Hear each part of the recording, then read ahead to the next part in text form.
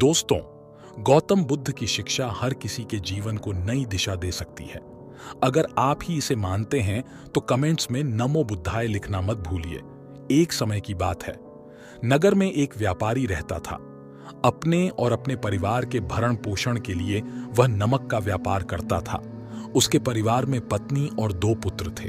व्यापारी के दोनों पुत्रों का स्वभाव बिल्कुल अलग था। जहां एक और बड़ा पुत्र बहुत ही संकोची और शर्मीले स्वभाव का था, उसे किसी से बात करने में भी शर्म आती थी।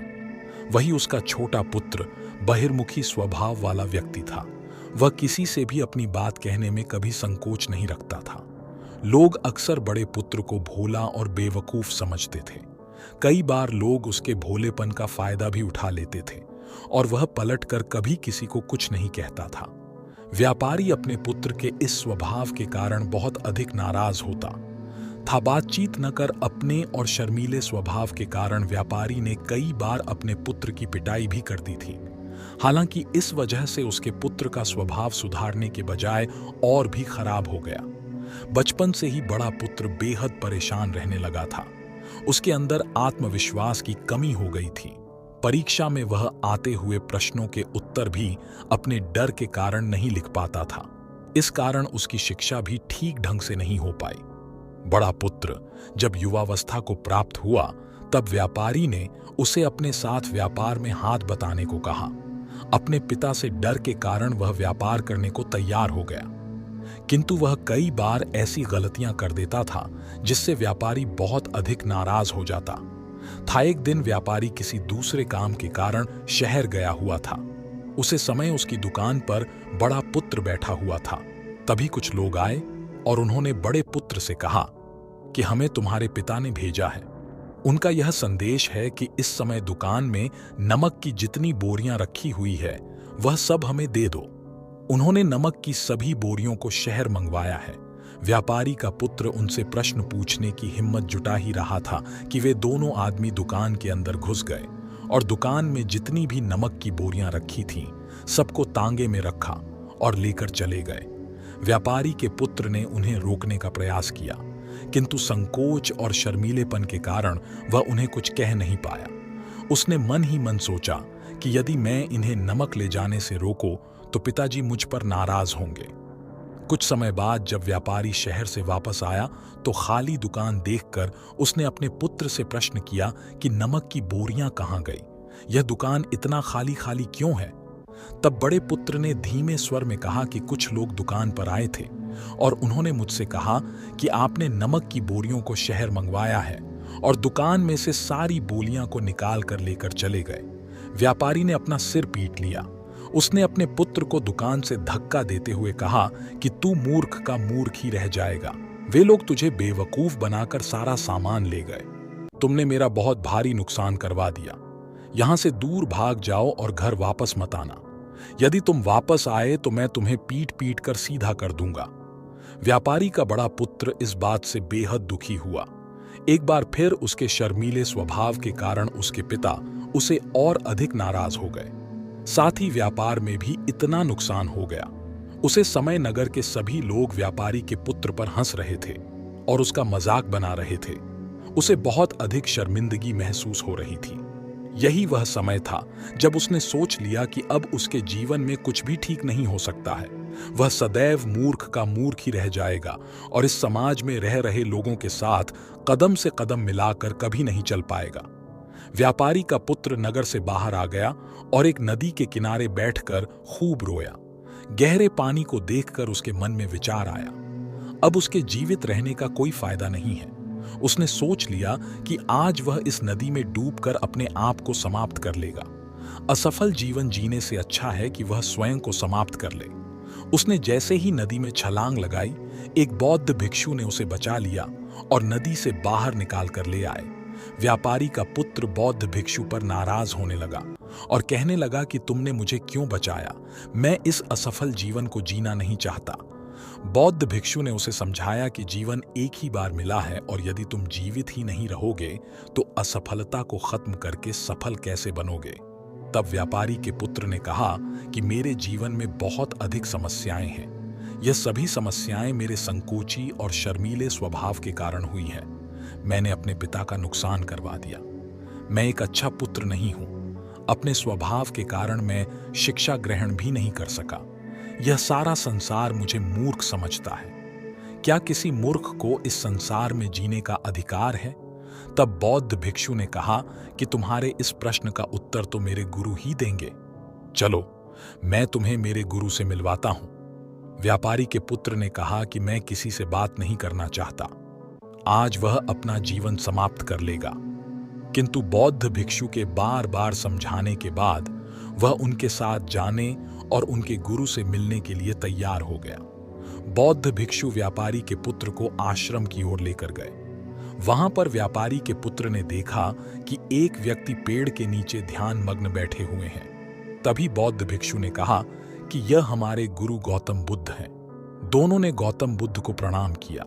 वह युवक वहीं पर बैठ गया और गौतम बुद्ध को देखकर रोने लगा। गौतम बुद्ध ने उससे उसके रोने का कारण पूछा। तब उसने कहा कि अब आप ही मेरी आखिरी उम्मीद है।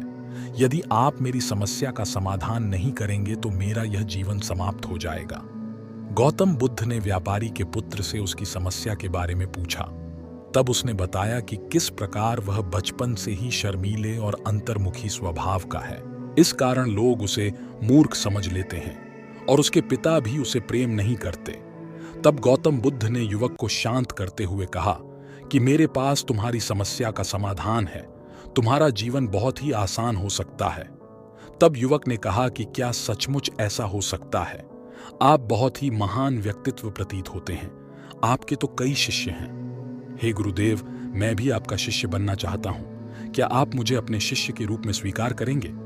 गौतम बुद्ध ने कहा कि हाँ, अवश्य। युवक ने कहा कि ठीक है गुरुदेव, अब मुझे बहुत उपाय बताइए जिससे कि मेरा जीवन बदल जाए। गौतम बुद्ध बोले, किंतु उससे पहले तुम्हें मेरे कुछ महत्वपूर्ण कार्य करने होंगे। यदि तुम मेरा यह कार्य करो तब मैं तुम्हें कुछ ऐसे उपाय बताऊंगा जिनके कारण तुम्हारे जीवन में सब कुछ ठीक हो जाएगा और तुम्हारे पिता भी तुमसे प्रसन्न रहेंगे। गौतम बुद्ध ने उसे युवक को कहा कि आज से 3 दिन बाद मैं तुम्हें ऐसे उपाय बताऊंगा जिससे तुम्हारा जीवन बदल जाएगा। किंतु 3 दिनों तक तुम्हें मेरे सभी कार्य करने होंगे। मैं जैसा जैसा कहूंगा। यदि तुम वह कार्य को करने में सफल रहे तो तीसरे दिन के बाद तुम्हारा जीवन बदल जाएगा। तुम्हारा पहला दिन कल से शुरू होगा। अभी जो और आश्रम में ही आराम करो। अगले दिन व्यापारी का पुत्र गौतम बुद्ध के पास पहुंचा और कहा कि है गुरुदेव, मुझे पहले दिन का कार्य बताइए। तब गौतम बुद्ध ने कहा कि आज तुम्हें 10 अजनबी व्यक्तियों से बातचीत करनी है और उनका हाल जानना है। इसका लेखा जोखा शाम तक लेकर आना। व्यापारी के पुत्र को बड़ा ही संकोच महसूस हुआ, किंतु उसने गौतम बुद्ध को हाँ कह दिया। वह निकल पड़ा। 10 अजनबी लोगों से बातचीत करने शुरू में उसे बहुत अधिक संकोच हुआ। कई लोग तो उसे डांट कर भगा देते थे। उसके सामने अपना जीवन बदलने का यही एक उपाय था। आखिरकार कोशिश करते हुए उसने 10 अजनबी लोगों के नाम और उनके व्यापार का लेखा जोखा प्राप्त कर लिया। शाम को जब वह गौतम बुद्ध के पास पहुंचा तो प्रसन्नता के साथ उसने गौतम बुद्ध को बताया कि आज का कार्य उसने सही ढंग से पूरा कर लिया है। कुछ लोग तो उसके मित्र भी बन गए हैं। दूसरे दिन फिर वह युवक गौतम बुद्ध के पास पहुंचा। जब गौतम बुद्ध ने कहा कि आज का कार्य है, तुम आश्रम में रह रहे 10 शिष्यों को संबोधित करते हुए उन्हें जल के उपयोग के विषय में बढ़ाओ। गौतम बुद्ध की बात सुनकर व्यापारी का पुत्र हक्का बक्का रह गया। उसने कहा कि आप मुझसे किस प्रकार का कार्य करवा रहे हैं? मैं अपनी शिक्षा ठीक से पूरी नहीं कर पाया हूं। मैं यह कार्य नहीं कर पाऊंगा। तब गौतम बुद्ध ने कहा कि ठीक है, तब मैं तुम्हें उपाय भी नहीं बताऊंगा। व्यापारी के पुत्र ने प्रार्थना करते हुए कहा कि आप जानते हैं मेरी शिक्षा अधूरी है, फिर मैं किस प्रकार बालकों को शिक्षा दे सकता हूं?